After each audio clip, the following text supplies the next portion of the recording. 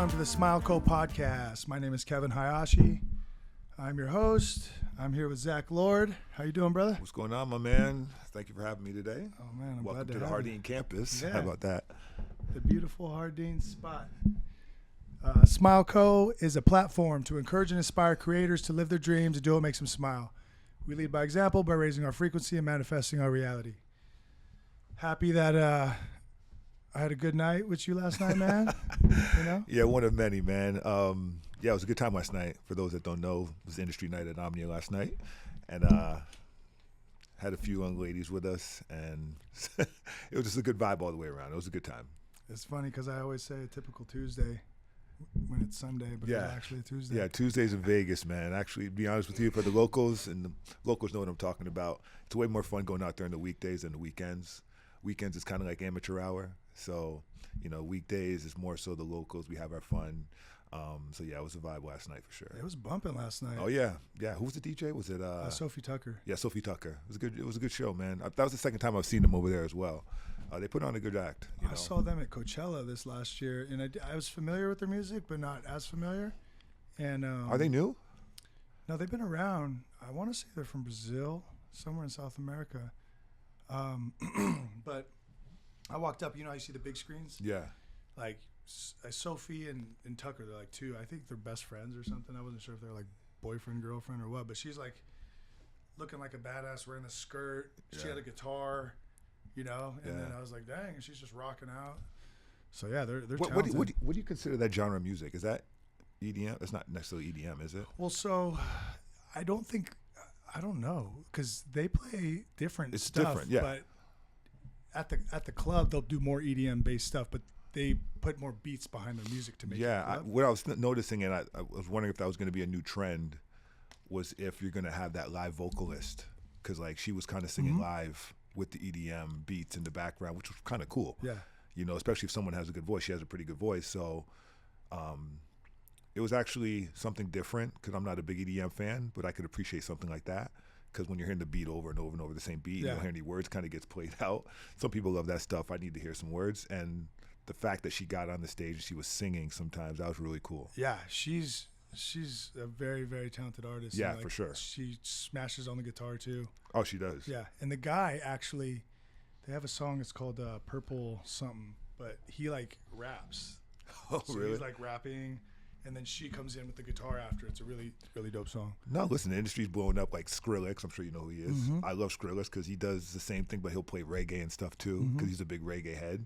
So it's kind of fun. Been seeing the industry evolve a little bit. But I just saw something recently with Kanye West. Did you see that post not too long ago? Kanye was like at some EDM event, and he got into the booth and started like being Kanye, because he's just talented as hell.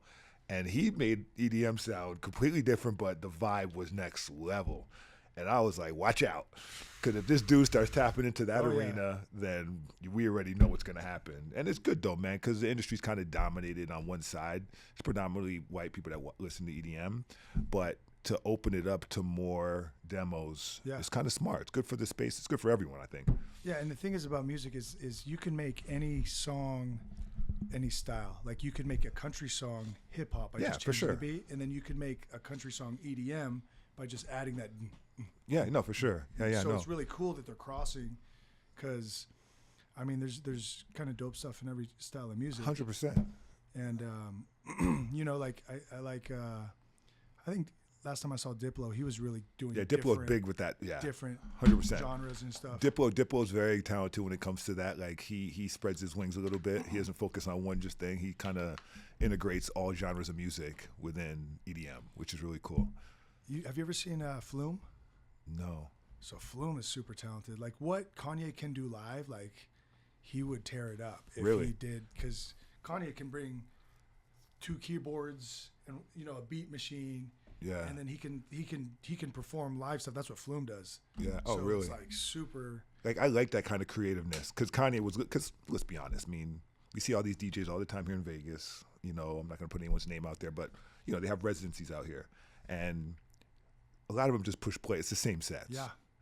But it's really cool when you have guys that just do it on the fly. Yeah. And when I saw that thing with Kanye, he was like working, and it was just like, it was whatever song it might have been, but he added his spice to it, and it just sounded so damn cool. The crowd was going crazy, and he's a savant. He's just different. And he can do vocals over it too. Yeah, which he didn't. I didn't see that part, but yeah, he could do that too if he wanted to add a little bit more spice to it. But yeah, just in general, man, I think like we were saying earlier, it's just cool that these guys are spreading their wings and crossing over to other demos. From another standpoint, like whenever I would perform with my band, I would like playing like a Calvin Harris song with the band with live instruments. Yeah, because it's all the same instruments. It's the same instruments, yeah. Guitar, bass, and drums. And then people are like, "Wow, that's a house song." Yeah, man, creativity is what it's all about, man, no matter what space you're in. I mean, it's all about being creative and spreading your wings a little bit to open up to everybody. So you're not just cornering yourself with one segment of like, ethnicities, you got to spread it out a little bit. So yeah. Is there like a one night spot, like Monday, Tuesday, Wednesday? Yeah, usually Mondays in Vegas is Jewel Nightclub. It used to be Marquee, but Jewel Nightclub over at Aria. Then Tuesdays usually Omnia. Omnia is always a good look. Wednesdays is kind of like that up in the air. Encore has some stuff going on over there. Park MGM also with On the Record. Then Thursday, Tao's just had that on lock for decades, but Thursdays is Tao. And you also have Hakkasan as well over at MGM. And then Friday, Saturday, Sunday, you pretty much have all the usual suspects. Everything's opened up. But like I was saying earlier, for people that live here, it's always best to go on the weekdays. It's just a little bit more fun. It gets a little hectic on the weekends. Kind of like amateur hour. Yeah. Tourists come in, get a little sloppy drunk and crazy. Yeah. Sometimes you don't want to deal with that stuff all the time. So it's cool when you have the locals that understand how to drink, have a good time, and go home. Yep. So weekdays is always the best for me to go out. That new shout out to Natalia. She and Jay Sean, they had me over at Bruno's new spot. Oh yeah, over at Venetian. I didn't get a chance to go. It's Venetian, right? Bellagio. Bellagio, yeah, Lily, right? The old Lily. What's the name of it? It's called Pink something. Pink. Yeah. Pinky something. Big shout out to Bruno Mars too. He's a cool dude. Oh, yeah. But yeah, man, I heard it was really cool. I haven't got a chance to check it out. One of my friends went over there. Dude, how was the vibe? It's very vibey. Yeah. So when Bruno performs with this group. Yeah. It kind of looked like them. I thought I was like, is Bruno gonna come out? By the way, we've had Anderson .Paak here too. Oh. Anderson .Paak's cool as hell. He's one of the funniest dudes in the world. But is he involved in that or no? I'm not sure. I just came in real quick. I couldn't stay. I wanted to. Yeah. But I just jumped in and said hi real quick, and I was like, damn, this place is dope. But I had to jump out. Yeah. But it looked like when Bruno performs, he has a group of guys that are with him, all talented, and it looked like kind of how they were dressed up nice, and yeah, I was like, thought that Bruno might just sneak out, pop out, yeah, out of nowhere. Okay, that's cool. But it's definitely like a different style. Delilah. Oh, really? Delilah has that show, live show, yeah, live performances, and I think I've always been an advocate of things shifting in that direction because that's more experiential, as opposed to just your typical oversized nightclub that kind of you get lost in. Yeah, like the Delilah play, because it's your supper club in essence. You could eat, get a nice meal, and then you don't have to leave and go somewhere else. It's a one-stop shop because then it turns into like a club, loungy, not club, but more loungy, like a boutique lounge. Yep.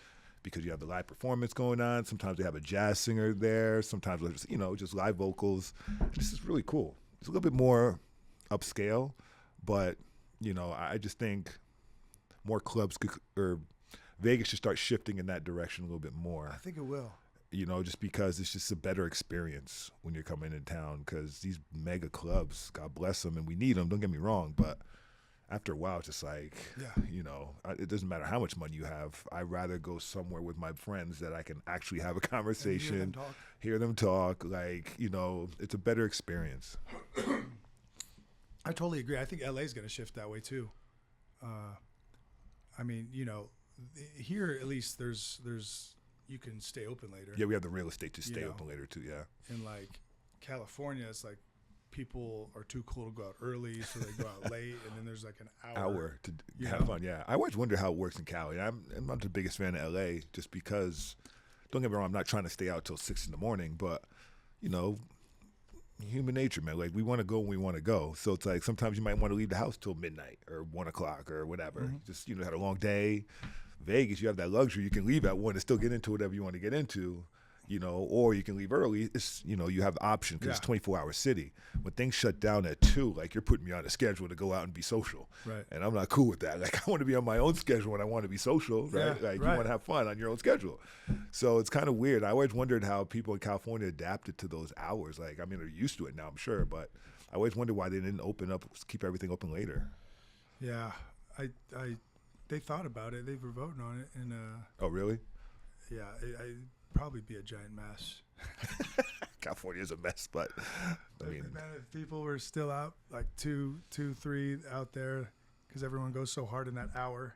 Yeah, I know, and I don't think that's responsible at all. Because people go real hard in an hour, they're over consuming, whether it's alcohol, whatever they're taking, and it just causes more problems. You would think, as opposed to not having the pressure of getting it all in a short span of time, just sipping on a drink throughout the night. Like, you would think that'd be better for everyone. Yeah, San Diego, where I live now, it's there's a lot of options. I love it, and it's close, and everything's like 10, 15 minutes away. You know what I mean? So, like, I live in Little Italy, and I just walk from my place, and there's like 20 places I can walk to, and then Gaslamp is a 5-minute Uber. Bro, San Diego is dope. Like, that's probably one of the areas of California, San Diego. Oh, it's the perfect setup, man. I think it's the best city in the world. I literally, like, it's got to be up there, top 5 for sure, because the weather, just accessibility of everything. I mean, Gaslamp is just so simple. And people are so happy. Yeah. Like, I've lived here. I lived in San Francisco, Oakland. I grew up in Central California, in Fresno. Lived in LA, Huntington Beach, Santa Monica. I've never been happier in San Diego. You know, and I'm sure a lot of that has to do with my own personal space. Yeah, for sure. I'm happier as a person, but overall too, just like I always tell people, like, in every other city, the first question when you meet people is, "What do you do?"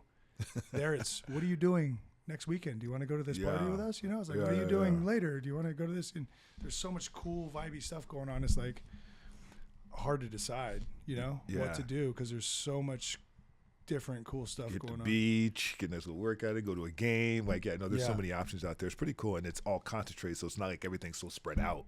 Yeah, which is also a luxury. You know, living there for March will be 2 years. There's so much that I haven't seen still. You know? Oh, really? Yeah, like little pockets. Because at Little Italy, then there's like Normal Heights is where we're doing the art show, and then North Park, and then just all these different areas. And there's Pacific Beach, then Ocean Beach, then Mission Beach, and La Jolla, and you know. Yeah. So great vacation spot, and I'm sure it's a great place to live too, as you're saying. So it's just expensive. It's a little pricey, but I get why.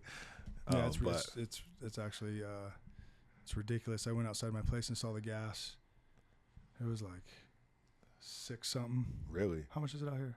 It's not that. We dropped down to like $4. We're at like 4 and change. Yeah, I mean, where I'm at, it's right next to the airport, so it's like overly priced because of the rental car stuff. Oh yeah, they make it super high. But I love it too because I'm 5 minutes away from the airport. So like, when you come visit, I'll say, call me when the bag comes out, and then I'll come pick you up. Like, that's really? Close. Yeah, it's not. Does Jet Suite fly into San Diego? Mm-hmm. Oh yeah, see, that's even better. Yeah, actually, Richie was thinking about getting a place out there. I hope that should be spreading his information. But he's gonna be coming more. Yeah, no. Yeah, I mean, listen. Who Kids coming out, I think, too, in like. Who Kids coming out? Within, I think he said 6 weeks. So yeah, you should come out with Jay too. Big shout out to Who Kid, man, part of the Jardine familia. Yep. Just a good dude all the way around. Shit, he knows everybody. Who Kid, man, that's my boy. He knows everybody, man. Yeah, so the first podcast I launched was here with Who Kid. Oh really? Yeah. That was the very first one, and then I got to do Bonix. Yeah, of course. That was a fun one. Yeah, Bonix is another one. OG, Jardine familia. Yeah, shout out to Bonix. Yeah. Yeah, we had a great talk, man. Some of that stuff was really cool is when he was telling me about his ayahuasca. Oh yeah, that was. You remember that? That was intense, huh? Well, it was just. I've never experienced anything like that. Have you done that yet? No, not yet. Yeah, I haven't experienced anything like that. I'm one of those guys where I gotta have control of my faculties, and like something about that tells me I'm just not a. Even with cannabis, like I just take a couple hits. Like I always want to have control. Like I never want to be too far out of it. Yeah, you definitely and don't they have say, control. Yeah, you don't have control, and that's what freaks me out, man. You gotta be around people you obviously trust, but I hear mixed reviews on it. Yeah, I think a lot of it is the space you're in. Like what I was really, what got to me when he was saying was like he had a family member come to him, and he became the family member, and he like, because he used to be like, felt bad for him for a certain reason, and then he became him, and then he realized like he was like what hey, that person was going through. Yeah, he became him, started moving like him. Really? Yeah. See, that's crazy to me. Yeah, I'll send you the video and you can watch it. He goes into it, but it's pretty intense. It's just interesting because if everybody that does that one thing, you know, has experiences like that, like there's got to be some reason, right? So then our loved ones might be around, you know, energy might be somewhere, and you can communicate. And I had an old business partner that did San Pedro, I think it was called. So there's like ayahuasca was supposed to be, he said was the mother, San Pedro was the father. Okay. San Pedro during the day, the sun, and then ayahuasca at night with the moon, like all that's related. And then he became his past lives, he said, or they started coming into him. So like some would come into his body and they'd be like, oh no, I don't want this experience, and go. And then one he said was like a big huge guy, and he said he was moving slow. And then one was a dancer. And then he said he started doing all these dances he's never done. So how long does this last? This like hours. Hours? Yeah, like I want to say he told me it was like 6 hours. Wow. And that's like 6 hours of just no control that scares the hell out of me. Yeah, and you'd have to let go, you know, like you got to let go. Yeah, you got to just like trust the process, which is a good and bad thing. It's like almost a growth lesson in itself, right? Like mushrooms. I was about to ask. I was like, do you like mushrooms? Do you take mushrooms at all or no? I have been testing out microdosing. Yeah. Because I'd really like to get in that space. So I'm trying, you know, just like the gummies, I wasn't really a heavy edible guy. Like most people, I tried it, had a couple bad experiences. So it wasn't something wasn't very regulated. So a lot of people haven't gotten into that space, so I started doing the gummies to, you know, I got to know my product and how to do it. And that's what I'm starting to do with the mushrooms. In the past, like high school and college, I did mushrooms all the time. Really? But okay. More macro dosing than micro dosing. You know what I mean? Doing it to get twisted. No, but in all honesty, I mean, the science is out there, and there's a lot of R&D being done on mushrooms, as we're fully aware. And, you know, they're treating a lot of people with PTSD. Yeah. And listen, if you do it right, just like anything, it's all about how you dose anything. Mm-hmm. You know, if you dose it properly, it can really take care of whatever ailment you may have. I've been hearing about mushrooms it's best to take before you go to bed, because that's when you're at your most relaxed state. I mean, your dreams might be a little bit trippy, but that's how you really reset your receptors while you're sleeping. So if people that have anxiety or some kind of stress or something like that, it's really good to take the mushrooms, microdose it before you go to bed. I could see how that could work too. I mean, it's super important. So like, I study hard, like brain waves. And have you ever heard of Dr. Joe Dispenza? No. So I always bring him up because he's like my main teacher. He's like the Yoda. Okay. So he has events once a month, and they sell out in like minutes usually. And their first one you go to is a 7-day event. And then he teaches science, like quantum physics, and how to activate your pineal gland. Oh, really? So basically like the process of illumination. And, you know, it's different things people call, you know, the chakras. He calls them energy centers, but he explains scientifically like why all of it is real, you know, and he has so much data behind everything. So it's not just like, oh, this is an idea. No, this is what happens. You compress cerebral spinal fluid against your pineal gland, and has calcium crystals that activate and work as a transducer, which is an antenna. And then it's called the piezoelectric effect. So you compress fluid. You know, if you have a straw, and then, you know, that's what our spine is, in fluid, and you say I bend it, it's going to compress fluid. Compress fluid, yeah. So I can take a deep breath right now, all the way, the biggest deep through my nose, and I can curve my spine like this, and I push my neck back, and if I do it right, it'll compress it, and when I let go, electricity will go through my body, and it'll literally like boom, boom, boom. Really? If I do it long enough, I will like completely black out, and I'll start convulsing. And you would think, you'd be like, whoa, call the ambulance. But no, it feels great, and it's awesome. And it's activating my pineal gland. Wow. So, I mean, this is the secret of everything. That's why it's an iPhone, iMac, Ash Wednesday, Buddhists, Indians, Egyptians. Everything has to do with opening the third eye. The third eye. And it's funny too. We get hints, right? There's 1, 2, 3 eyes on my iPhone. You know, the apple is the forbidden fruit of sin. The first Apple computer sold for $666. Apple One, you can check it out. Yeah, Really? $666.66 is what they sold the first Apple One computer for. Very interesting. Yeah, but Didn't know that. You activate the pineal gland, and it works just like this. It's taking information through a frequency and projecting it into third-dimensional reality. That's what a TV does. That's what the radio does. That's what our bodies do. All we are is electricity. Yeah. You know, we're protons, neutrons, electrons. So he teaches the quantum physics behind that and how it works. So like right now we're in beta brainwaves. We're using 4 to 6% of our brain. We're hyper-focused on things. We're in survival mode, fight or flight mode, right? So I'm like, oh, I left my car unlocked. Someone's going to steal my car. Someone's going to break into it. We think of the worst situation and we're hyper-focused. So he teaches to lower the brainwaves because there's 4 states: beta, alpha, theta, and delta. Beta is where we are now. Alpha is right when you can get a little more creative. Theta is before unconscious sleep, and then delta is unconscious sleep. That's why they call it the delta variant. If you believe that, you're unconsciously sleeping after COVID, right? Like, we have a new variant, it's delta, you know? But theta is right when you wake up and before you go to sleep.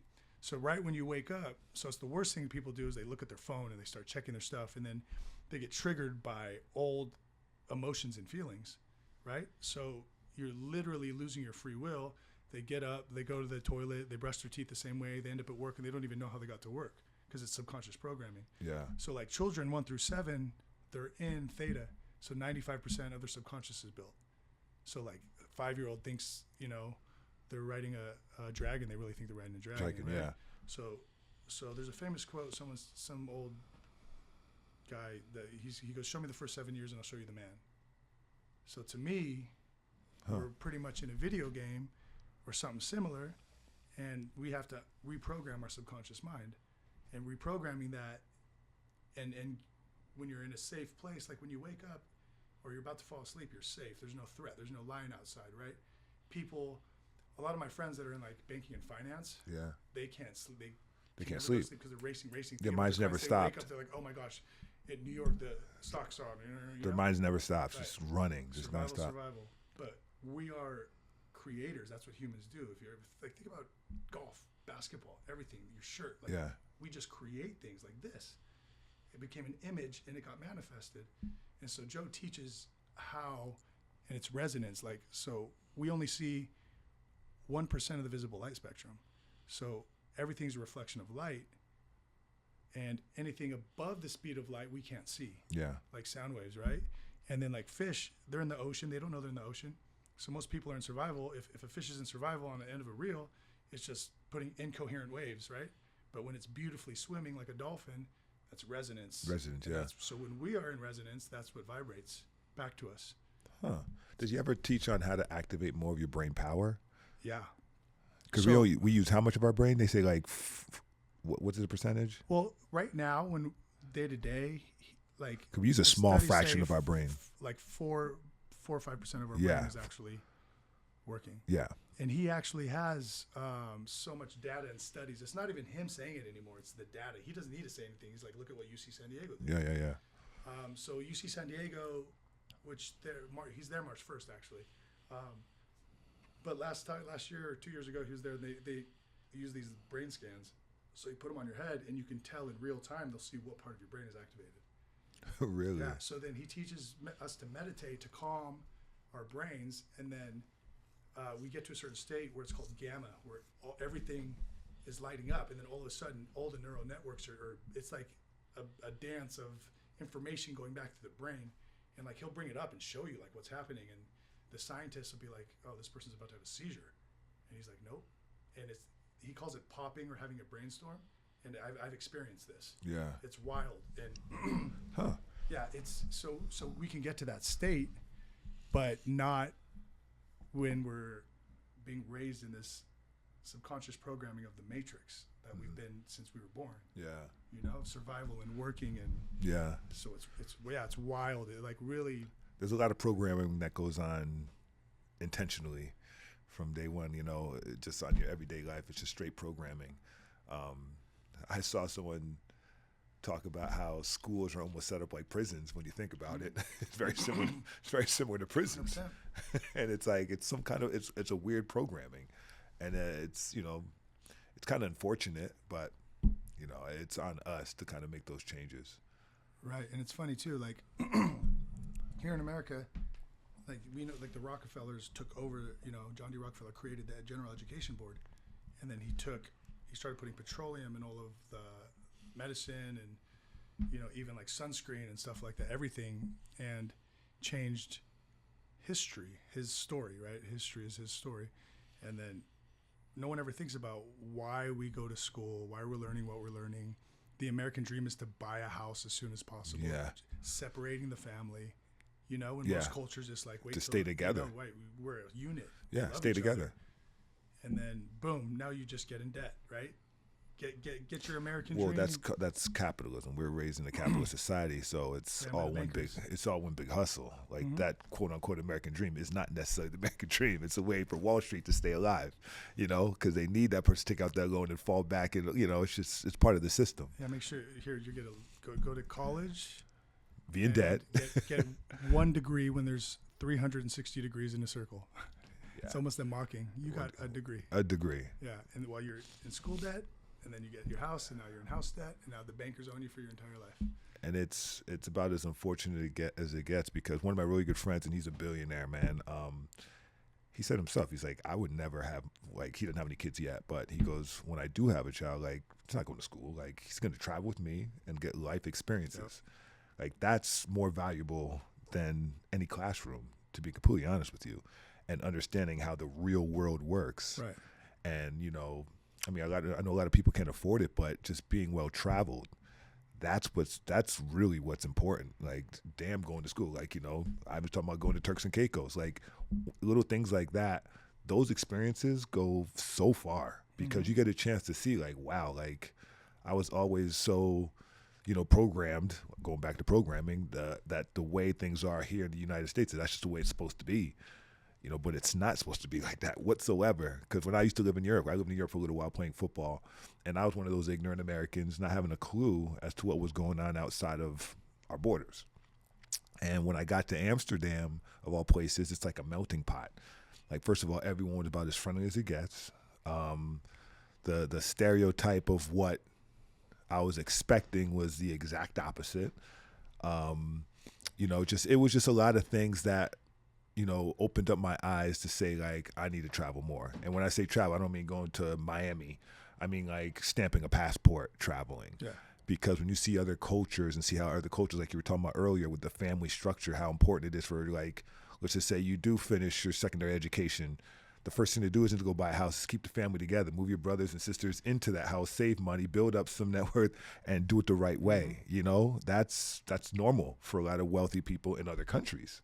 Help the family businesses, right. And, we knock certain regions like China, but they have certain structure that works, which is why they're successful. Right. And we talk down upon those, those said structures. But when you really think about it, that's the way technically it should be. The family dynamic is so important with them, but we kind of detach from that. We say the American dream, but it's not really that American dream, like you were saying earlier, because family is secondary. When you really think about it, it's all about Wall Street and finance. It's capitalism, man. Independence, women. Yeah, it's going in the wrong direction, in my opinion. But that's a whole different conversation. Yeah. And it actually goes hand in hand with what, like, the overall pictures, like what Dispenza teaches is about getting to wholeness and oneness and love and singularity, and raise. So when we raise our frequency, we get closer. If there's a ceiling, which is the speed of light, this is what they call the quantum realm, where everything is connected through energy, frequency, and vibration. There's no separation. It's almost like a hard drive. Yeah. To this, every existence is in the Nintendo. We're here playing in the Mario Brothers game. Yeah. But every possibility is in the Nintendo itself, Tough. Right? Yeah.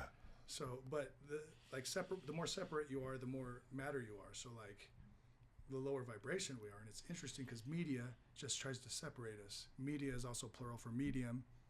Mediumship is witchcraft. Right? Oh, okay. Newscasters on Comcast channel energy, program, and television.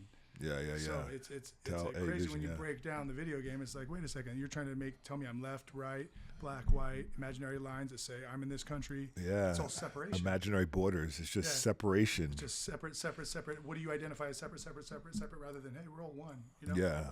And it's interesting because... Yeah, we create these artificial borders, and those said borders are what cause so much conflict. Your people it causes all this conflict, these artificial Imaginary borders line. that were put in place for no reason other than to set conflict, you know, when you really think about it, because there's no other reason to do that.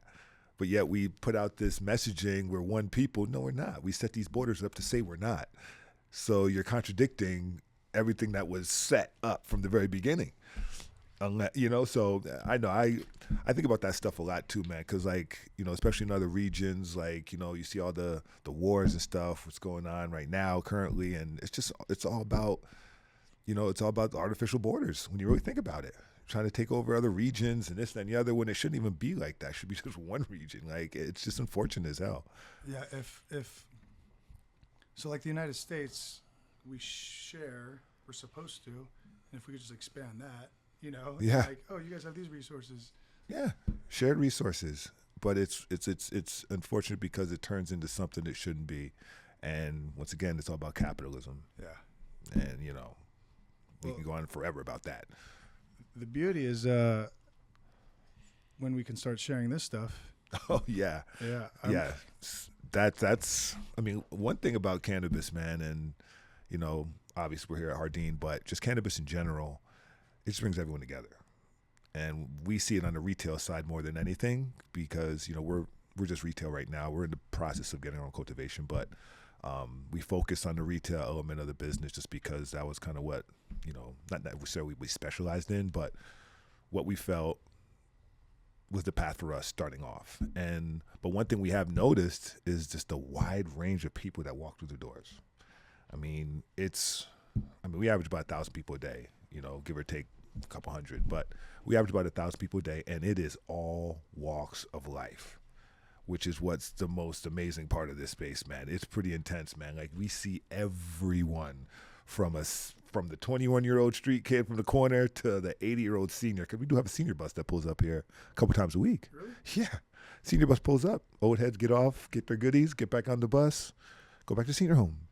And so, you know, we see such a wide range of customer that it's just like, wow, everyone consumes cannabis. Yeah. And some people consume it socially, some people consume it more for medical purposes. But one thing we focus on here at Jardine is the medicinal side of the space, because we have a whole division right next door called Jardine University.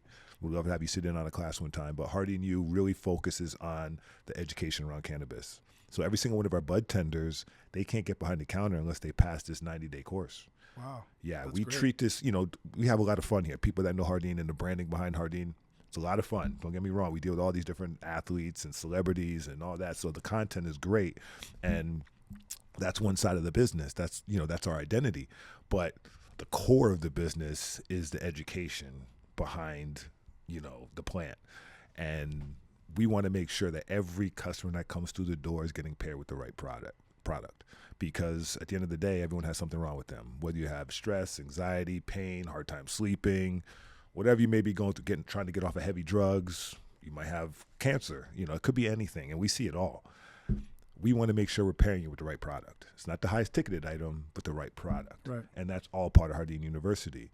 So the training never stops, too, because even once you pass that 90-day course, you have to take a test, and you have to pass that test first. And then when we feel you're ready, you shadow a bud tender. And when we feel you're ready to do the one-on-one with a customer, then we let you go. But before that, if you don't pass that 90-day course, you still got to keep going until you pass. And even when you do pass, the training never stops. We continue to train because the science is coming out more and more on just benefits of certain terpenes and so forth. So we continue that education across the board internally, and then we're going to start opening it up to the public as well. We haven't done that yet, but we're talking about that right now, and how do we, you know, put that all together, because we think it's really important, and we think that's a big gap in the industry overall, is the lack of education. And it's kind of challenging because we can't really market cannabis like, you know, traditional businesses can. Right. So we have to be kind of, it's a lot of, you know, hula hooping to figure out ways to, like, talk about the product and advertise the product without getting in trouble and getting your social media account shut down. So, but nonetheless, we're doing our part here at the, you know, on property to figure out a way to educate the customer base as much as possible. So when they're coming in, they're not looking for something that's the highest THC percentage, but something that's the right terpene profile for them. So, because cannabis, it's not like going to a grocery store, these retail shops, especially Jardine and any dispensary really. The brands aren't really there yet. I mean, there's only a couple that people recognize, but I'd say 90% of the customers who walk through the door, they're just, they don't know the brands yet. The industry's still so brand new. This game hasn't even really started yet. So, because of that, we try to push terpenes on the customers, like the terpene profiles, because that's what's really going to give you the real effect. Like whether it's caryophyllene, myrcene, limonene, terpinolene, whatever the terp may be, finding those 3 terps that's best for you. Because we all know someone that's had a bad cannabis experience. It's probably because of the wrong terpene profile. It's not. Everyone always thinks it's THC driven, and they're like, "Oh, I had so much anxiety. I'm never smoking cannabis or taking cannabis again, or never trying it again." It's because it was the terpene profile that you had, So we try to push that instead of indica sativa as well, because there's some indicas that'll make you, pretty jumpy, because they might have a lot of, a terpene in there that's going to give you a little bit more excitement. And same thing with a sativa. There might be a sativa that'll have you in the couch sleeping. Could it be heavy in like caryophyllene or myrcene or something like that? So it's all about those terpenes when we talk to customers, and like having the customers understand that side of the plant. It just makes things a lot easier, and we track all that too on the back end too. So when you come back in after you had a purchase, maybe come back in a week or 2 later, you might not remember that strain name, but we keep track of all that on the back end on our, through our POS system. Every single customer has a profile, so we know when you come back, how was that, whatever strain it was, how that, how did it affect you? Was it good or bad? If they say it was good, okay, cool. Now we know those 3 terpenes were good for you, so we can suggest other products based off of those terpenes. Wow, that's amazing. So you don't feel like you just have to get that one product. You could try a range or different range of products. So it's pretty cool, man. And we're really focused on that core part of the business because we think, like I was saying earlier, that's a big gap in this space right now. I think that's brilliant, and you're actually the only shop that I've heard talk about that. Yeah, it's so important, man. And it surprises me, like, you've said that, and other people have said the same thing, because we give tours all the time. Bunch of people that are in the space, different celebrities and whatever and so forth, and they've been to a bunch of dispensaries. They all say the same thing. And, we pat ourselves on the shoulder a little bit, but it just blows my mind that most dispensaries aren't taking that approach. They're trying to make things a little bit too transactional instead of experiential. And that's just the wrong approach at least in our mindset, my partner Adam and I, because we've been saying from day one, the only thing that's going to separate you from the next guy is having some kind of like brand standards, being able to really pair the right product with the customer as opposed to just trying to sell the highest ticketed item, because you're only going to get that person one time. They might have a bad experience and they're never going to come back. So you're hurting yourself at the end of the day, and you're losing that customer, and that customer's getting a bad experience. It's just a spiral of just bad things happening. So right, it's and when it comes to taking any sort of medicinal thing with more knowledge becomes more power and intent, and it's makes the person feel more comfortable. Absolutely. Like a lot of, even like people go to the doctors and they're getting pharmaceutical stuff. Oftentimes they don't know at all what they're taking. They just they just take it. Like, what is this hydro blah blah blah blah blah blah blah? And they're like, okay, how much do I take?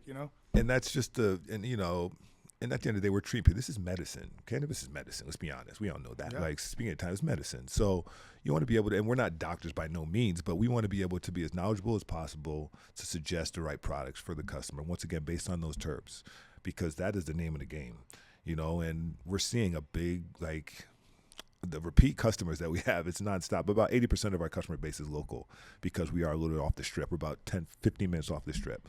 So a large percentage are locals, but we do see a nice chunk of tourists. And what's crazy is we track all that stuff on the back end, and we see the tourists that come back when they come back in town as well. And so, you have a competition right off of the strip, right there. Not putting anyone's name out there, but they don't go there because, once again, it's too transactional.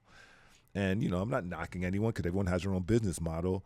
But in our opinion, we don't think that's the way you keep a customer, and it's just not good for the industry overall. Right. Because we know coming into this space, cannabis had a stigma around it from the start, and they didn't know how it was going to be. A bunch of young kids just getting high. And I think we opened up a lot of people's eyes because they realized right away that that's not the customer base. There's a lot of seniors taking this stuff, and they're obviously taking it for medicinal purposes, and the numbers spoke for itself. I mean, you look at the cannabis sales from, I think it was last year, I think it was a little over $1 billion in cannabis sales, and Nevada did over $120 million in tax revenue. I mean, those numbers are ridiculous. And don't get me wrong, we are overtaxed like crazy. I mean, we all know that. The industries, they're banging us over the head. Funny stat, not too long ago, alcohol and tobacco paid a combined $900,000, less than $1 million in taxes in 1 month, and cannabis paid over $10 million in the state of Nevada. So put that in perspective. Yeah, $10 million is what our industry paid in taxes that same exact month, compared to alcohol and tobacco combined less than $1 million. Which is a 24/7 alcohol selling. Come on. That's wild. Exactly. And once again, it goes down to lobbying power. We don't have that lobbying power like those, big industries do. I mean, their sales are ridiculous. And, I've talked to the Attorney General, my partner and I have. We do campaign fundraisers for all these guys. And that was one of the topics I brought up because, we had an ask and answer session. I was like, where's our tax revenue going? Because we're paying all this tax revenue. Like, yeah, I see cones all over the place, but what about the schools? Because from what we were told from the very beginning is a lot of this money is going to be allocated to the school system because, I don't know if you know, Nevada has probably one of the worst in the country. I think we're like 50. Like, it's horrible. And you would think we'd have some of the best because of all the casinos and, like we were talking about earlier, the liquor sales, like tobacco sales in this state. It's just ridiculous. Right. But they're not getting taxed. We're the ones getting banged over the head. And, and once again, we're still a Schedule I drug, so it's even more challenging because we can't write off things like those companies can as well. So not only they're not getting taxed as much, they can write off just about everything. We can't write anything off. So it's just, only the strong survive in this space. Right. It's a testament to the ones that are keeping their heads above ground right now in the industry. But yeah, we're just keeping like I was saying, keeping our head down, keeping our foot on the gas, and just staying on path. How much are the taxes in Nevada for retail? And I'm not sure the exact numbers, but I mean the combined, it's right around like I don't even know. I don't want to get the wrong information out there. I'm not sure. I can get that for you though. It's high though, and it's a little bit lower if it's lower if it's medical, but there's these excise taxes. There's all these different taxes they bang you with. But, at the end of the day, we try our best to, reduce the cost of the product because we understand the customer has to take on that tax. Mm-hmm. So we're trying to do what we can on the customer side so that they're not getting banged every which way, you know. And so we talk to some of the cultivation and manufacturing labs out here, too, so we can all work together. So we're trying to make sure the customers are getting the savings and not getting hit too bad. So Yeah, I know in California, it was the distribution. It's very similar to Cali. The distribution used to take on another tax, but then that got pushed to the retail. Yeah. And so that's made it really difficult, for all the retail. So many shops are, Yeah, they're underwater. Yeah. I mean, you're seeing licenses going into receivership and just all over the place, man, because this industry is very challenging. Yeah. You would think it'd be a lot easier than it is, but it is. They're making it so hard, and I think it's intentional if you really think about it, because, come on, man, it's common sense. Why are we still a Schedule I drug? Let's just start with that. It's a joke. So it's I think it's intentional. I mean, we still can't even get banking passed. Come on, the Safe Banking Act still hasn't even passed yet. Come on, guys, what are we supposed to do with our money? It's a joke. We've been kicked out of 15 banks, and we're very transparent, say we are cannabis. They take us on, then they kick us out. It's absolutely ridiculous. So it's just that hurdle. Why would you not allow us to? Where are we supposed to put our money? What do you? You're trying to set us up to get jacked, to get robbed. I mean, what are you doing? So, when you really think about it, I think they put these hurdles in intentionally to see who can last and who can't. So the ones that don't last, they just scoop up those licenses and they have a bigger play down the line, because once they deschedule cannabis and it is federally legal. Here you go, Jeff Bezos. Yep. Here you go, so-and-so. Here you go, so-and-so. Here the license for you boys, those guys. And then they put it out to the public. We gave them a chance. Yeah. They just couldn't run a business, not knowing all the details of what they were doing to screw us from the very beginning. Yeah. And it's unfortunate because, like I said, man, you got guys with degrees from Harvard and Ivy League degrees can't figure this industry out. They can't run it. They're selling off their licenses. Smart people. Right. It's not as easy as people think, man. There's a lot of money to be made. Don't get it twisted, but you have to be very creative. You have to be very intentional. You have to have some kind of brand integrity, like I talked about earlier. Mm-hmm. And you got to focus on the little things. Every detail matters, man, because, I mean, once again, what's going to separate you from the next guy? You got to be connected to the culture. 100%. A lot of these, Ivy League guys are coming in, or they have no connection to the culture or anything. That's actually hilarious, bro. Zero. And Adam and I have been approached a couple of times with some guys, not putting anyone out there once again, but some groups that wanted to come in, and we've had multiple people come and try to do an acquisition with us, and they always give us the same song, Dog and Pony Show. Like, yeah, they flew us on private jets here. Like, hey, listen, we'll do this show. Try to the whole game. But then when it comes down to details, they're trying to take over the company and then change things up. We know what happens when that the quality just goes down. They're trying to scale back here, there, and the other, and it just messes up everything you've created. And we've seen it happen on a lot of different companies that have merged with, they went from private to public, and it just went to shit. But this one in particular, these guys, they're all over the country. And, I know the owner, the CEO very well. He's a good guy, still good friends with him. But they came in, same thing. They gave us a whole, like, we're going to do this. We'll call it Jardine. We'll do this, that, and the other. Like, okay, things were looking good. But then once again, it came down to the details. And, they were very cocky and arrogant because they're a publicly traded company. And they were trading at, I think, like 20-something bucks a share at the time. So they're doing well. So you couldn't tell them anything. But if you had half of a brain, you could have known that it was all smoke and mirrors, because that wasn't going to last, because you walk into any of their shops, it was about as stale as, it looked corny as hell. So I was like, that's not going to last. Just knowing how this industry is, it's about culture, it's about relationships, it's about, like, who are you? What are you about? These guys were about as stale as it got. And no joke, we just said no to them, obviously. And, man, I can't tell you, man, maybe a year and a half later, came back, and we had this conversation. I'm like, look, guys, the reason why we are what we are is because we are attached to the culture, and it's not paid for. It's just organic. We all have backgrounds and know people within this, different spaces from sports. I played in the NFL for a little while, and, deal with different people in the music industry. We just had really natural relationships.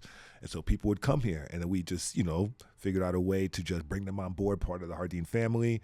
They come support us, they post, do all the good stuff with us. So we built it up naturally, organically. These guys, they just didn't have any identity to them. And we told them, like, you got to do that in this space, because culture is what this industry is. It's always been about culture.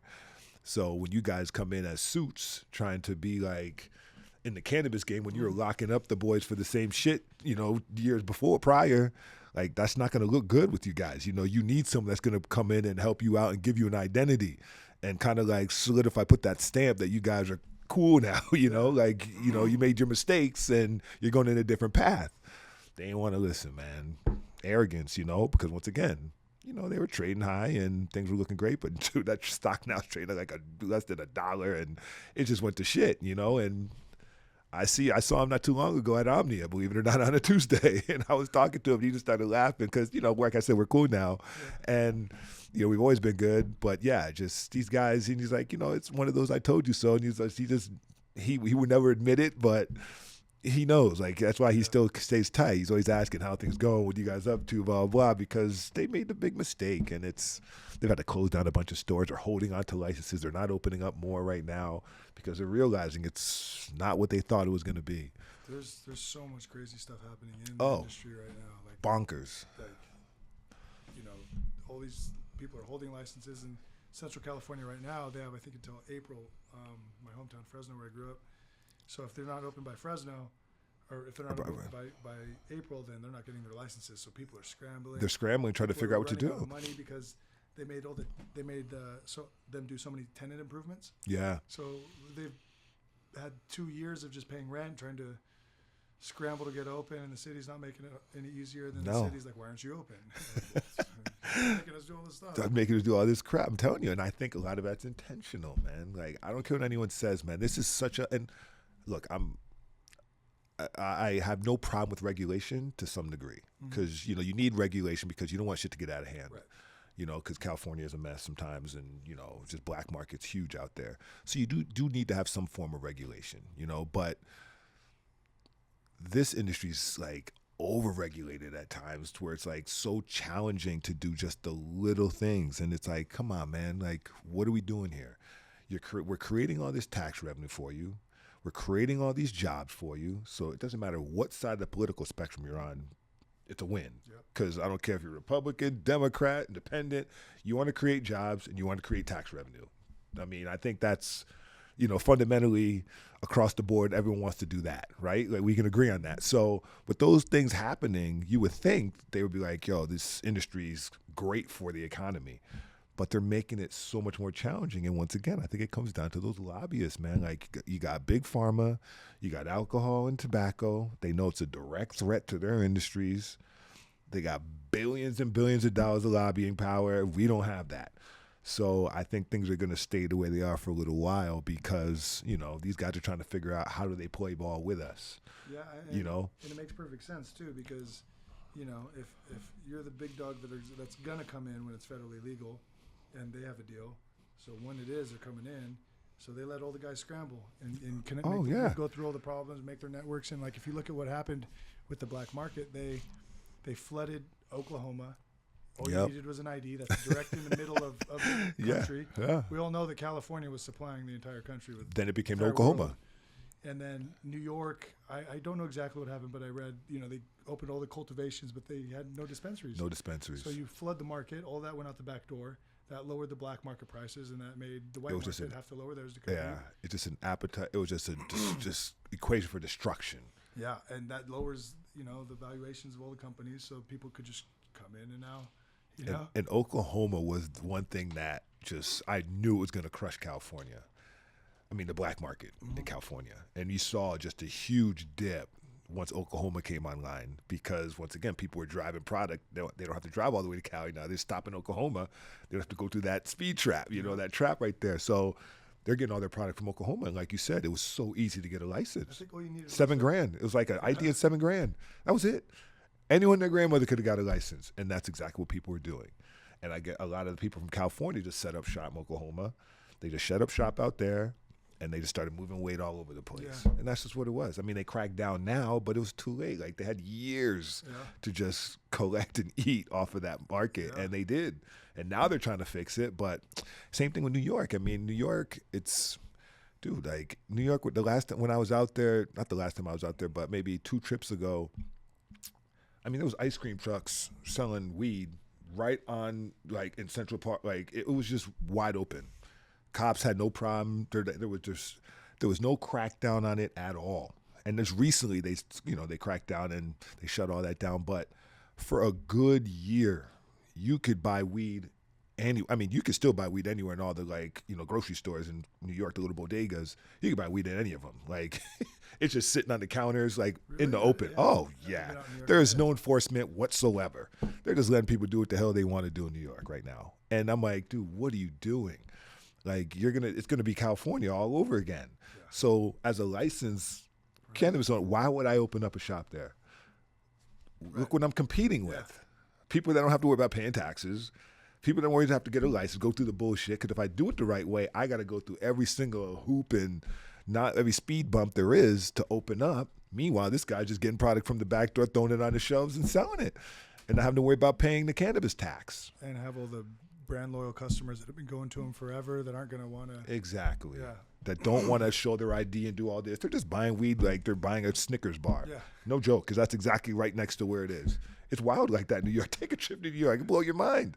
Like, it's just like, this is crazy. And the cops aren't doing anything. There's no regulatory, they're not doing anything. They're not regulating it at all. Still like that now? Yeah, New York is wide open, man. You could pretty much do what the hell you want. I mean, they shut down those ice cream trucks that were just driving around, just pulling up on the corner and just selling weed out of those. They stopped that. But the corner stores, you can buy weed at just about any corner store. Wow. Like, no joke, a friend told me just not too long ago that this one guy had like 100 different like corner stores in New York, and he was just supplying it all weed. He's just like, since they're not going to do anything, why not?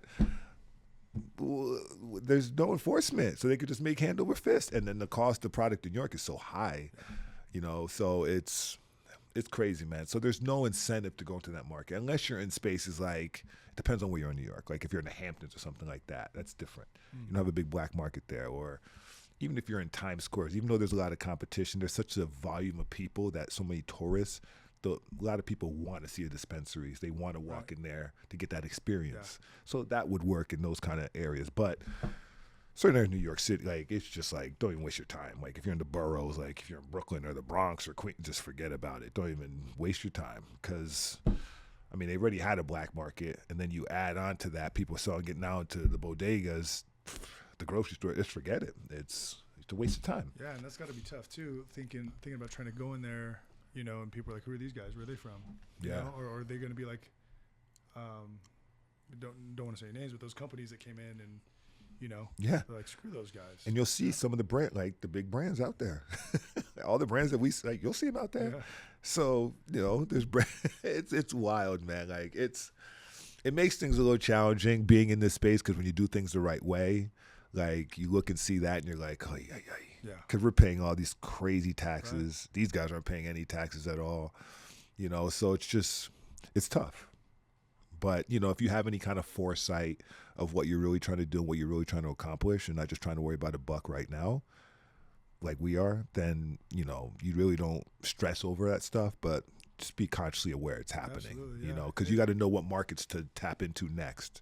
And New York's not one of those markets we want to touch. South Florida is, so we're going down to Miami, which we can talk about later. But, yeah, so it's just, you know, being conscious of what's happening around you for sure. But, you know, it's crazy, man, when you really think about it. How is in Miami? Is it regulated? Is that? Yeah, it's a medical market right now. We're very close to locking that down. The group that we have, we're working with, they're super solid guys. At my partner Adam's I think he worked with them on a deal prior to being a part of Jardine, but he knows them very well, and they got the license, and they want to partner with us. And so we're going back and forth just on structure. That's about it right now. But everything's pretty much teed up. It's just a matter of structure now. Great for you guys. You guys have done such a good job of branding. Yeah, like this brand, you know, and Adam will be the first one to tell you because, you know, he's from Miami. Like this brand was kind of made for Miami, South Florida specifically. Yeah, so we're ready to rock. And we have a dope location. Like, can't talk about that yet, but solid location. Will single-handedly be the best location in South Florida without question. I mean, if we're not seeing 2,000 to 3,000 people a day, we're fucking up. Like that kind of shit, you know. Wow. And so we know with bringing what we do, and I don't know if you've been down there and seen the market, it's terrible. The product is trash. The dispensaries are trash. Like it's just bad. So we know if we did a quarter of what we do here down there, we're winning. But we're going to go all in and do it the right way, do exactly what we do here because we built this platform to pick it up and move it to any market. So we know we pick this up and bring it down there, having people understand like what they're putting in their bodies and all that stuff and just focus on the education on cannabis. We're going to win on another level. So we're excited about that big time right now. Yeah, it fits the brand too. Miami. Oh, 100%. 100%. That's awesome. Yeah, man. Miami, Vegas, that's two great markets. And right away increases the valuation of our business overnight to be in two major markets like that. Then we're also working on a relocation here in town.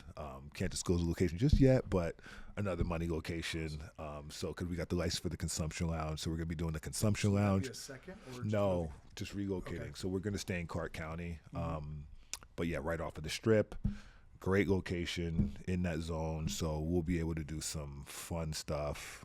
We're talking about doing something it's going to make some national noise without question, and we're going down the line on that right now too. So that's great to hear. Yeah, of course, man. We keep ourselves busy. We keep our eyes jet set, focused. You know, we pretty much have everything locked and loaded here. Like I said, our focus was to build out like an iconic brand here and have the ops on point.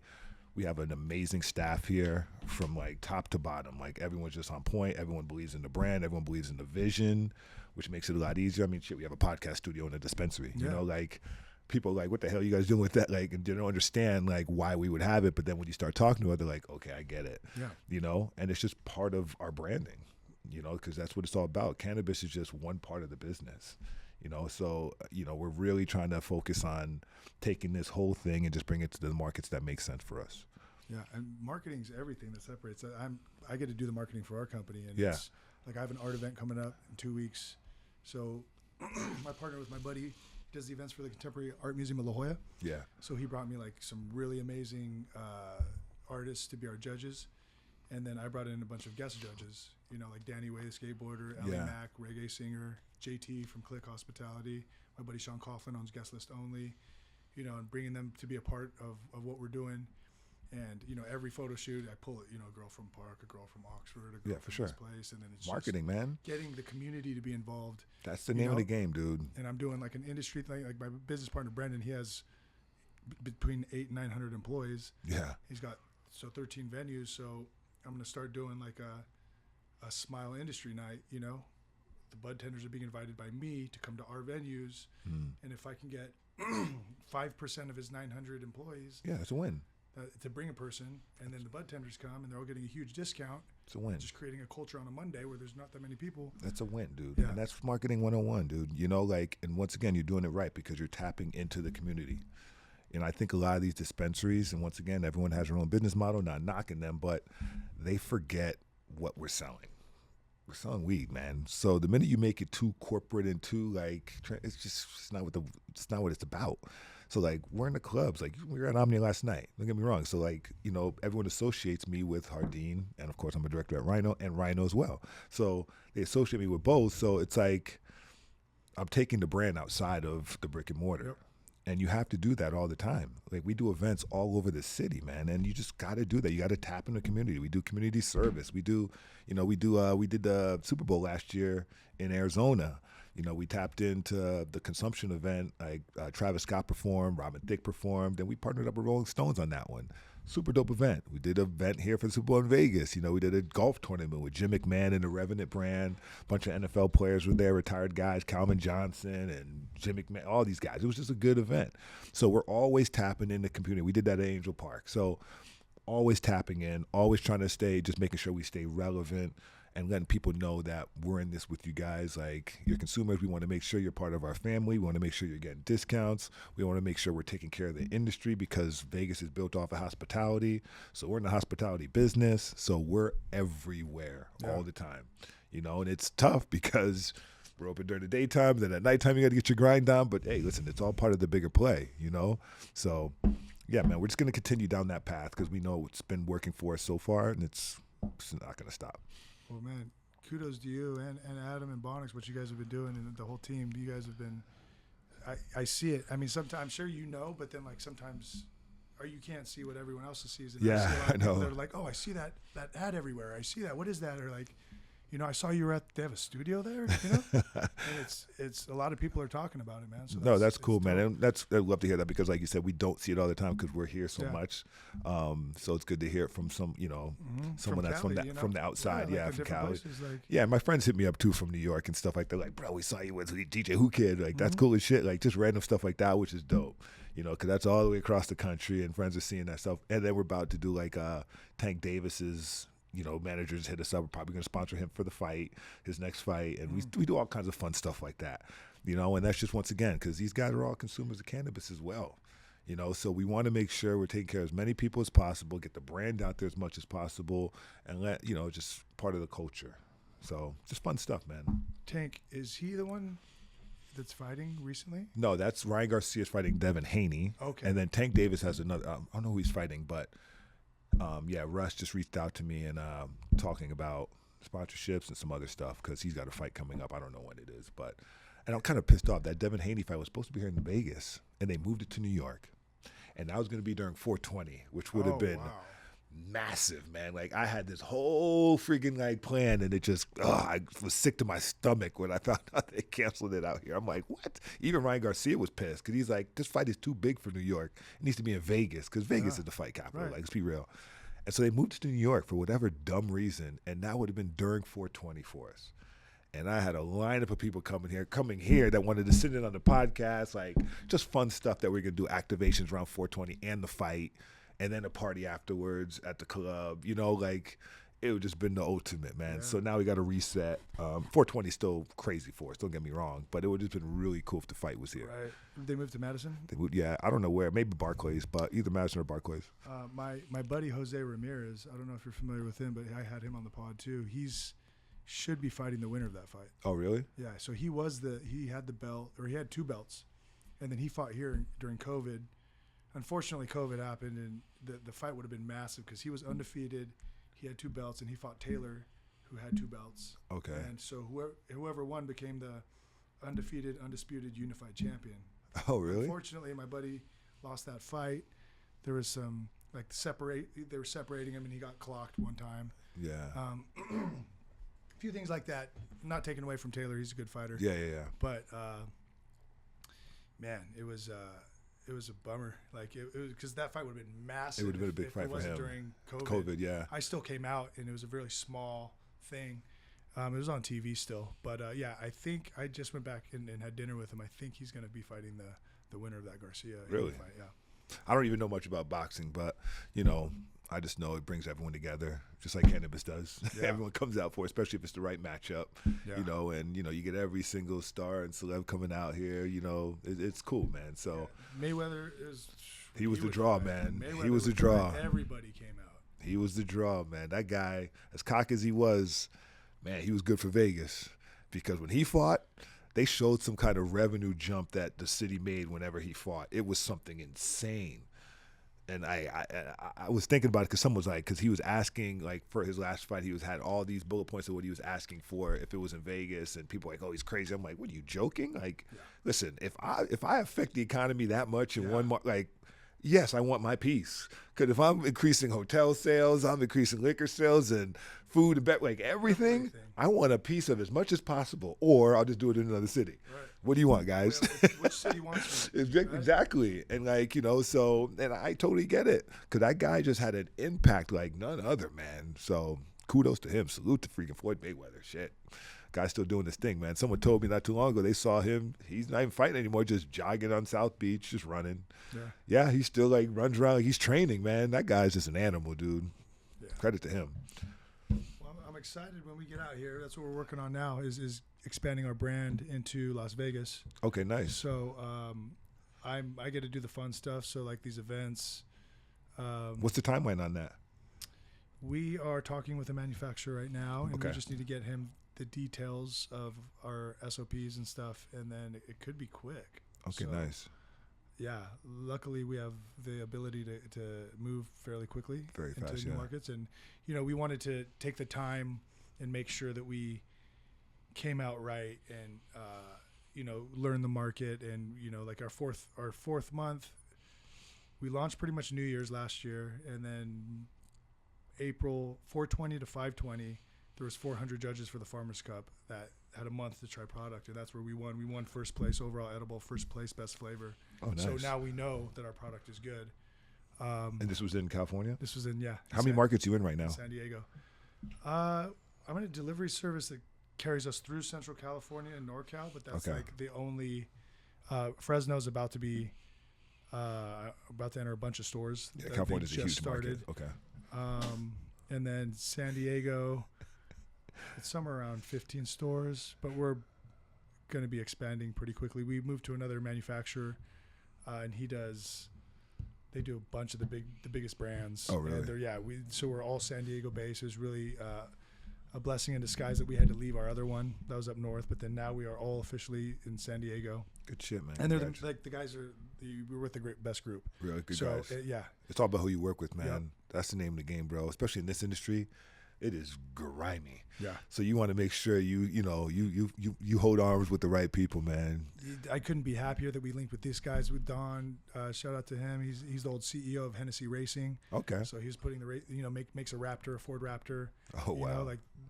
And then Russ's partner and the guys over at Ramona Cannabis Company. They're all expanding. We're all expanding together, and they've taken care of some of the biggest brands in the world, and seen them become, $150 million companies. And so they're showing us, or encouraging us. They're like, you guys have just as good a product, and you guys have as good or better marketing, and you're like, because we're tapping in. Like I said, that art show we're doing. Now I have the art community being a part of us. They're submitting to enter our contest, and it's a live event. Oh, nice. So there's going to be 2 groups of 4. They don't know what they're painting until I announce it. Oh, wow. So that's pretty cool. 8 o'clock hits, a giant clock. They have an hour and 11 minutes, 8 to 9:11. DJ drops the music. Boom. Now they're painting whatever I say. In between that, we're going to have a fashion show. And then, then the next group of people come up at 10 to 11:11.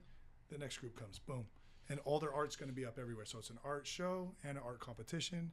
And then they become, wearing our hats, great content and amazing artists. I love it. And then, but we it's value bringing to everybody.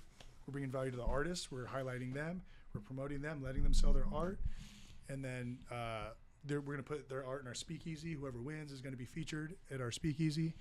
And then we're bringing value to the venue. You know, we're bringing value to the guest judges.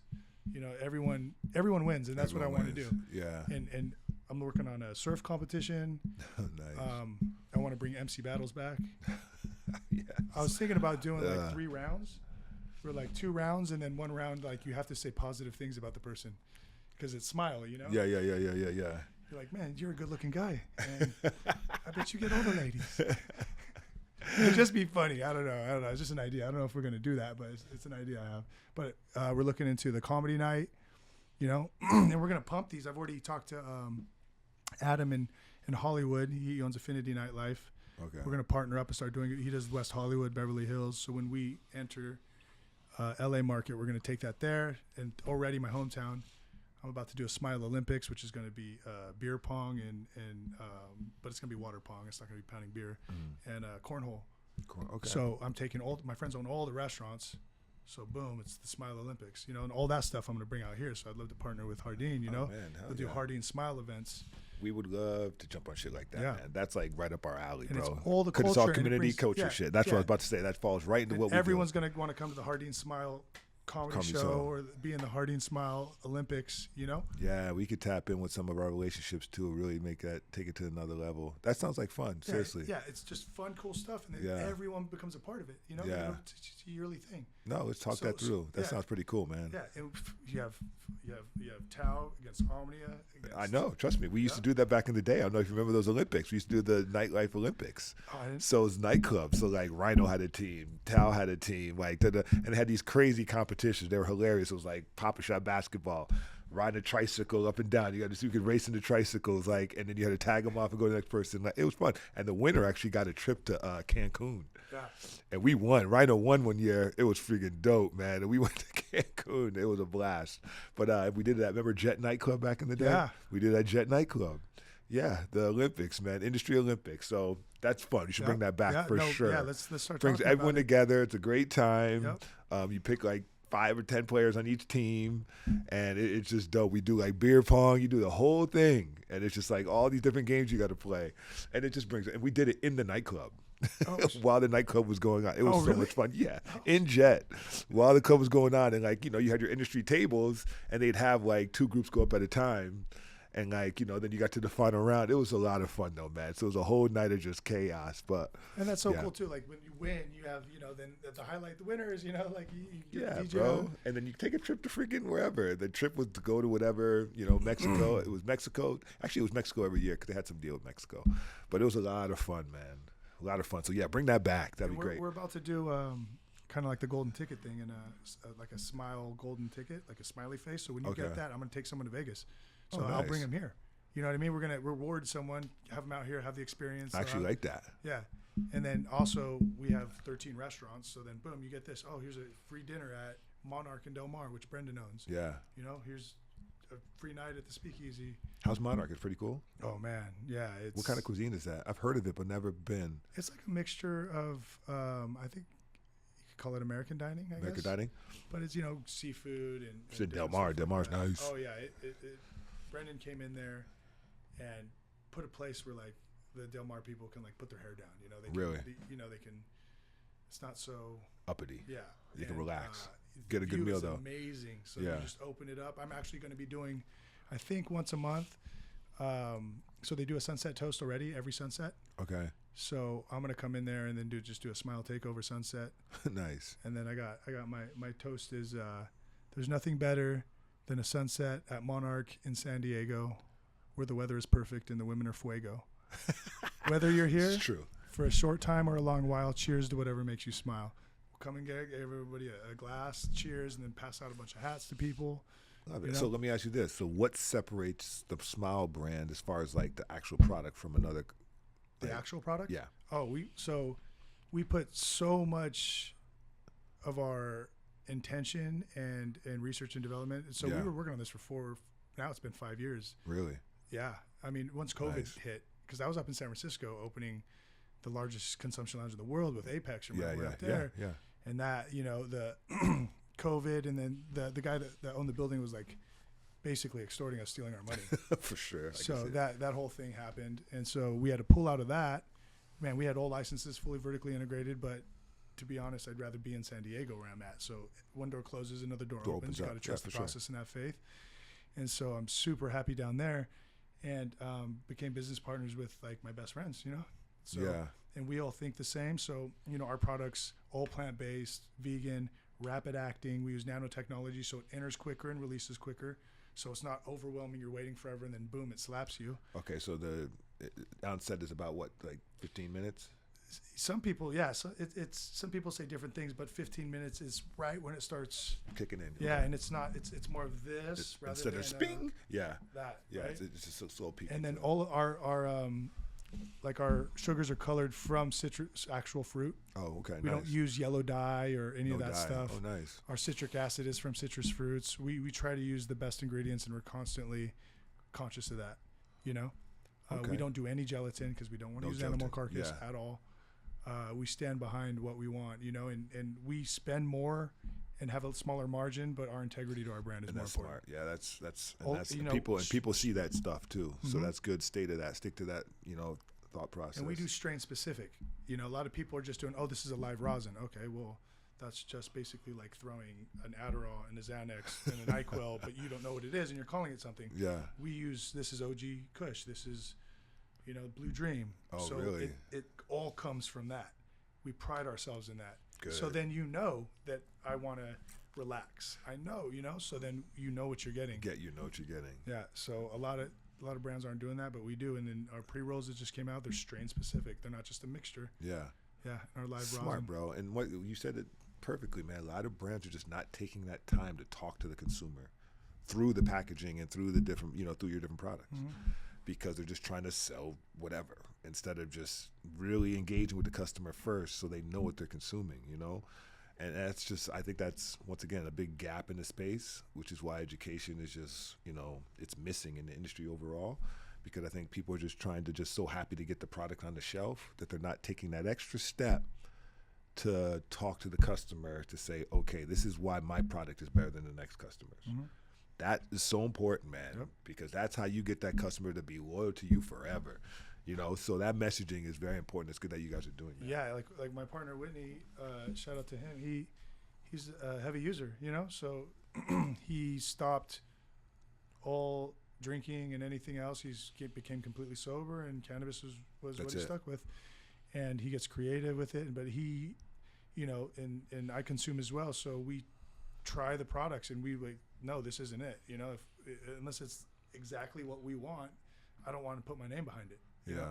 And that's super important. I don't want to put anything else that's going to harm people or do like, or isn't like the premium products or the premium ingredients. Cause you know, like I shop it, you know, if I'm at Whole Foods, I find stuff there and I'm like, I don't want sunflower and canola oil in my stuff. I'm conscious of that. You know what I mean? Conscious of all that stuff. Yeah. That's smart, man. So that's what I'm in the industry for. I mean, of course, yeah, it's enjoyable to hopefully know that like we can build this thing and make a couple bucks. Make a couple bucks, but I get to spend my life right now creating events, giving value to creative people, highlighting a surfer, or highlighting a rapper, highlighting a whatever, and then bringing them apart and being like, you know, how can I bring value to your life? You know what's crazy? I was just watching a pod with I don't know if you listen to Earn Your Leisure. So the two guys, a good podcast, and they had Swiss Beats on there, and they're talking about verses, and you know, they asked him like how he created verses, what was his thought process behind it, and he said exactly, he's like, I wanted to do something that it's not just benefit me, it's going to benefit the artist too. So he gave the artists have a small fraction of verses as well. So, and it just, I mean, watch that podcast when you get a chance, and I'll share it with you when we get off, when we're done here. But it was actually really informative, and Swiss Beats is a sharp motherfucker, man. Like, you know, because he comes from the streets, and he talks about that as well, and how he just had to literally educate himself on just the industry and on ways to like make sure that, because versus took off, like it went, you know, happened during COVID, it took off bigger, it was bigger than they thought it was going to be, and it was that time now. He was like, we had to take that next step. And part of that next step was like, all right, do we raise $100 million right now, but we're going to dilute the hell out of ourselves? Or do we find a way to do this? Because he goes, if we did that, then we'd have to charge people for verses. The artist would get screwed this way or that way. You know what I'm saying? Because now it's a different animal. You got to charge for this because you got to pay back that 100 million. You know, all that comes into play. So he found a way to structure it, you know, to where him and his partner Tim kept 100% of the company. They had another holding co, and they merged the companies together, but he still owned that 100% of the company. And so now the artists, he was able to give the artists percentages of, I think it's Trill, that's the holding co. But nonetheless, the artists ended up making a lot of money on it, and we all know what happened too. Like guys like, you know, girls like Ashanti and, you know, who else did he say? Earth, Wind, Fire, whoever else he had on the Verses. He's like, they made so much money outside of Verses because of Verses, because now they're streaming and millions of people. They're like, and he told them, he's like, this is going to be your biggest show ever, because just imagine you're doing a concert hall. Just imagine there's 15 concert halls right now, or 20, because that's how many people are actually watching you right now. It's like 30 or 40. Like, it was just millions of viewers, you know. And so he was like, this is a chance for you guys to really crush this. This is what he talked to all the artists before they started the Verses, you know. And it was great, man. It's a good pod though. And it was just really cool because you're saying that you want to make sure you're taking care of everyone, and that's exactly what he did as well. He wanted to make sure he was taking care of as many people as possible, because he knew he was going to make a buck, but he wanted to make sure that they were making money as well. And it worked out big time. So it was really cool. Yeah, that's awesome. I'm excited to check that out. And that's just how I live, you know. Like, I don't. It's not just about me. It's about everyone. How do we all win on this? Yeah, and I mean, even to joining your table last night, I just want to be respectful. No, for sure. I want to be respectful. I know how it is with everything. You be conscious of everybody and everything involved, you know. And some people just aren't very conscious of other things. Yeah, you know? no self-awareness, man. Yeah. And it's like, you know, and I don't care. You always join. You remember I was saying what to come in, just come in after me to decide. But yeah, dude, a lot of people don't have self-awareness, you know. But I'm always like, I'm thinking about every 5 things that people are thinking, like looking at me because they're like, wait a minute, da da da. So I'm always thinking 5 steps ahead, right? You know, to make sure everything's covered. But it was a good time last night, nonetheless, and we had a lot of fun. So. I appreciate it. And you're always welcome to hang out at the table. You got to meet some guys too, I'm sure. Yeah, the guys from Catch and, you know, just a bunch of cool guys all the way around. Yeah, good people. Yeah, it was a good time last night, man. Ivan, you should have came out with us, buddy. One of these days, buddy. Well, I'm glad, man. I gotta actually get to the airport and fly back to Cali. But I'm glad that we got this, and then we can do another one. Oh yeah, we're gonna do another one for sure. Yeah, we're gonna have a couple of our friends, mutual friends, come on this pod with us. I talked to Jay Hall. He said next time. I said, all right, boy, we're going to get on next time. So he's down. Yeah. And then Jay Sean, because he hates, you know, Jay Hall, he doesn't like being on camera. But I was like, bro, it's candid. We're just talking shit. Yeah. Man. Like, guys talk, whatever. We're just talking. Dude, that'll be great with. Yeah, have all the boys, all of us on there just talking and just casual banter, man. And he was like, all right, cool. So, yeah, it's, you know, sometimes people don't want to be put on blast and cornered with a question. Yeah. And I was like, no, it's not that kind of pod, bro. We're all friends here. No one's putting each other on blast. And we can all look at the final edits and say yay or nay on shit. Exactly. We take that out. Whatever you want to get taken out. It's not a big deal, we'll bro. We'll put a filter, make it look better, make it look cuter. And so he was like, all right, next time. I was like, all right, cool. So he's down. Perfect. And Jay Sean's definitely down. So it'd be cool to have everyone on at the same time. Perfect. I'll try to schedule something in a couple weeks. No, for sure. But thanks for coming out, man. Yeah. Have a safe travels back to California. We'll definitely stay in touch and let us know with Smiles, man, what's going on, because we're ready to rock. Excited to get us on the shelves here at Jardine and start pushing, you know? Yeah, no, especially with activations and events, bro. I think that'll be a lot of fun. We can get creative with the events, and I mean, that's what we love to do, man. Spread some smiles. Yeah, spread some smiles. Exactly. My man. Thank you, bro. All right, thanks. Don't forget to smile. Love, love.